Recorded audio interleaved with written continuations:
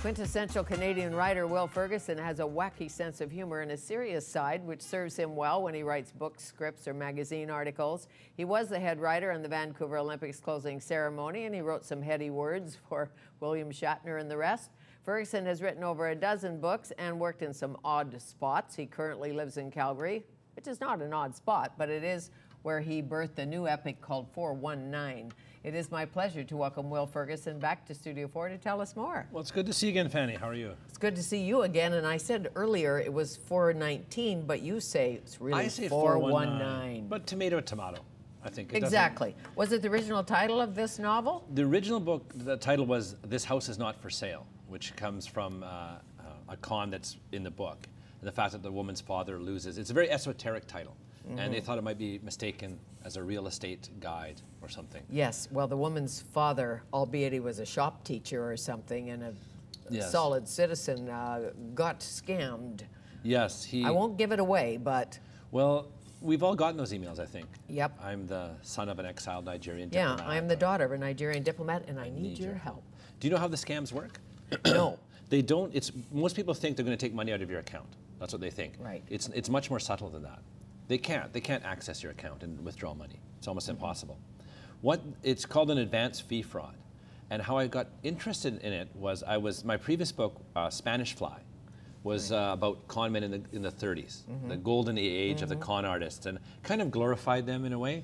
So I wanted to tell the victim side in a sense, but I found a footnote in a book that said the 419 con goes back 500 years. To the Spanish Armada. They didn't use email, obviously. No, not that I remember. No. So they, after the Spanish Armada, a lot of British noblemen had died, disappeared, drowned, and letters started to circulate among the wealthy class in England, written in ink and quill rather than email, but saying, I am the daughter of an English nobleman who is rotting in a Spanish prison. He has all this money that he can reward you with. We just need a little bit of money up front to bribe the guards and to pay the palace. And so that's what it is. It's an advance fee fraud. Yes. They're promising you a lot of money up front. So how a Nigerian 419 scam works, it's the same idea. They say, I have $35 million. It's a corrupt government. We have to put it into your bank account. We're going to give you money. Yes, if you just let us use your bank account to give you 35 mil, and we'll give you a cut. Yeah, and it's foolproof, and they send you all the documents you sign, you agree to let them, and it's going in tomorrow morning, and you're already counting your millions, and then at the last moment, wouldn't you know it, there's legal fees. Just $500, that's all there is, just $500, and then there's a transfer fee, then there's a tax fee, and they start to bleed you away, and it's a psychological death spiral. You get into these death spirals going down and throwing more money after it. The average loss in a 419 con, $200,000.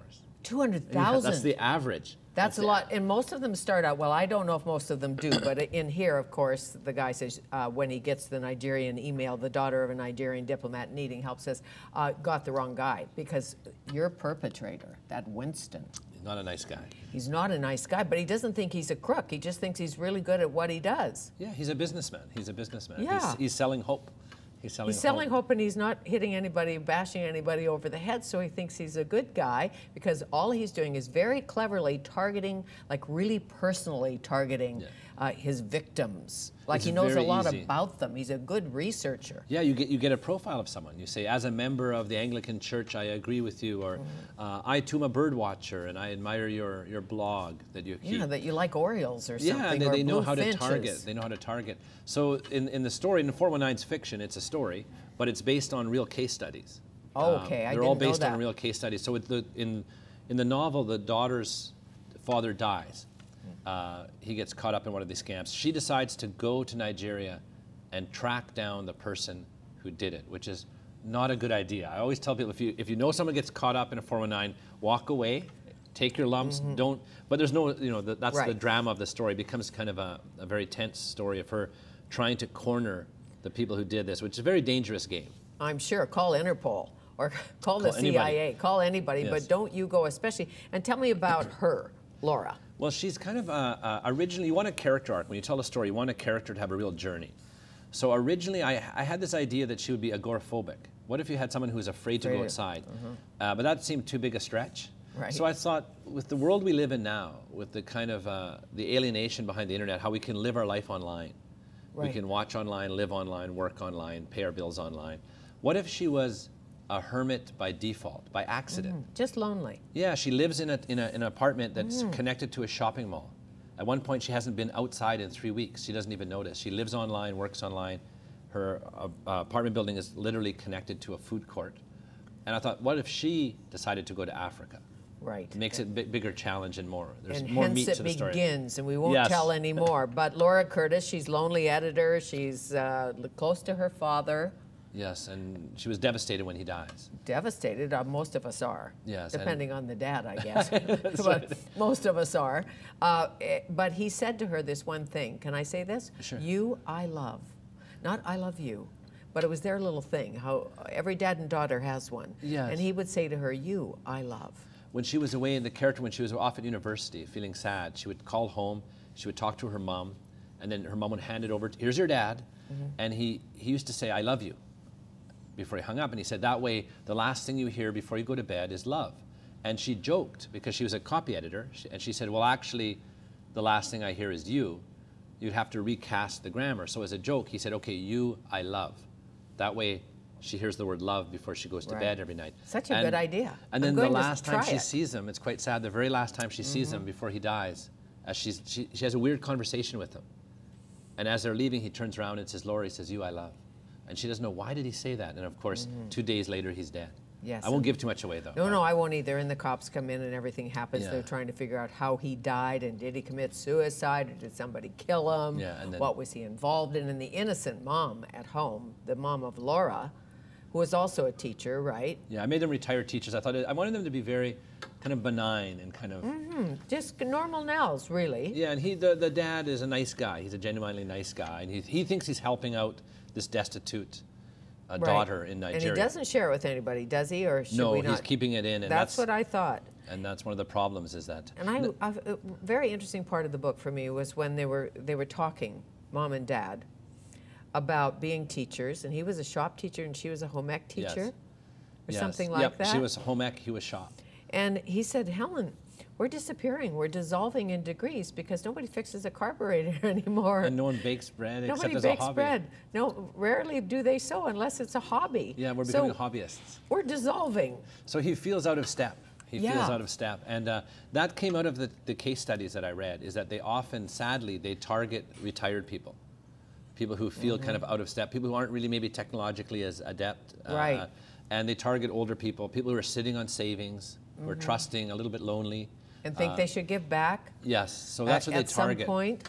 So when I wrote it, I thought the victim has to be an older fellow who thinks he's doing well. So, and I thought a retired shop teacher is about as out of step as you. Pretty much now, because... But it used to be a homemaker, right? That used to be a point of pride. Women would learn all the aspects of being a homemaker. The men would learn how to fix motors and do carpentry. That was considered a life skill. Now, if you meet a woman who's baking bread and sewing, it's a hobby. I know, and it was a big day when girls got to take shop. Yeah. Or woodworking. That's right. That was a big day. You know, I always wanted to take cooking. They wouldn't, because I went to school. They wouldn't let you. You're a boy. Well, I could have, but the social pressure was so strong that I learned mechanics. I was terrible at shop. And I used to look longingly at the girls who'd be making cakes and pies. I thought, why can't I learn that stuff? I know. Well, I'll tell you, Home Ec 101, you learn to make toast. That's your first lesson, toast. You think, I can make toast. And I'm sure it's much better now. They probably still teach. Well, they teach us how to hammer a nail for the boys. That was the first lesson. Well, exactly. And not hit your thumb. So, a dozen books, more than a dozen. Which one has had the most response? And that's a terrible question to ask you, but why I hate Canadians? Actually, you know, the one that is probably best known is, there's two. One is a fiction called Happiness. I remember I talked to you about happiness. That's right. And the other one is a book I wrote with my brother, Ian, called How to Be a Canadian. We wrote a guidebook on being Canadian. That was funny. And Ian went on to win a Leacock Medal for humor, for a memoir about our own childhood. So I'm kind of moving from fiction more towards literary fiction, or sorry, from humor towards literary fiction. But I'm probably best known for humor. So I'm hoping people don't pick this up thinking there's a lot of jokes, because it's a very dark story. Yes, it is, and there's not too much funny ha-ha. Not really, no. In it. But when you wrote for the Olympics, when you did closing ceremony, head writer, Who gave you direction on that? So you'll be politically correct and not disturb the IOC. Oh Lord, that was like going through the other side of the looking glass. I bet. What I wrote, and my previous book in the fall was called Canadian Pie. It was a collection, an anthology, and I put my original Olympic scripts. Because what you saw on TV is very different than what I wrote. And I've always said there's the words you write for William Shatner, and then there's the words that William Shatner ends up speaking. And they're often not related to the two. Was he hands-on with that? Or did his handler say, Shatner is not going to say that? No, it was all very supportive and organic, but it was also a collective endeavor. So there was rewrites and vetting, and at one point a writer from the Jay Leno show came in to punch up my material, which was a lot of fun. I bet. So it was a very strange experience. But you don't say no when they ask you to write for the Olympics. You don't say no. No. It's pretty hard to turn that down. The good thing that came out of it is the best date night ever for my wife and I, because they flew us in for the closing ceremonies, and we were in the box, you know, up with Donald Sutherland and the gang. We're up there watching. So as a husband, you can't beat that as a date wrong. night. And you married a woman from Japan. Yes, so she was quite thrilled. So she was quite thrilled. Not that the Japanese are more thrilled than we are, but I know you wrote about. Didn't you do a travel book on Japan? Yes, I hitchhiked across from Japan, from the southern tip to the northern tip with the cherry blossoms. I followed the cherry blossoms as they bloomed, and we're here in Vancouver today. My wife's actually with me. I brought her with me because the cherry blossoms are in bloom. We always try to come to Vancouver. If we can't get to Japan, come to Vancouver and see the cherry blossom. It's cherry blossom festival time. You can write a haiku. That's right. That's right. And you can do that. I bet you can. Did you take writing in school in Fort Vermilion? Fort Vermilion, Alberta, Northern Alberta. No, I didn't. I didn't study writing. I studied screenwriting though, which helped a lot. I studied film at York University. I left Fort Vermilion, population 826. Well, you almost decided to be a filmmaker, as I recall. Wasn't that where you were going before you fell into writing? Yes, I was liked filmmaking, and I got more and more interested in the screenwriting and the editing, and that kind of branched off to travel. For a while, I thought maybe I'll be a travel documentary filmmaker. You know, all these fantasies you run through, and never too late. Well, yeah, that's true. Well, because you're quintessentially Canadian, is like Ron James and Pierre Burton and Rick Mercer. Well, I'll take that as a compliment. Goy. No, it is a compliment for sure. Well, I met Pierre Burton before he died in the last few years, and got to know him, and he was a very, very funny guy, very sharp, and he took me to see the Playhouse from the Land of Og, his children's book. The Secret World of Og. He showed me the playhouse where the kids, a hole gets cut in the floor and the children are sucked into this underground world. And I looked through the window. Pierre was beside me and I said, "There's no hole in the floor, you know, connecting them." And he looked at me and he said, "You know it was just a story, right?" Because I thought there'd be actually a hole in a tunnel into the underground world. Of course, so that's the magic of writing, and even Pierre's fiction was so brilliant. Exactly, and he had fun doing it, and I know you have fun doing it. And you, I love. You I love as well, Fanny. Hey, good to see you. Nice to see you. Thanks for writing this. Will Ferguson, it is not 419, it's 419, a novel.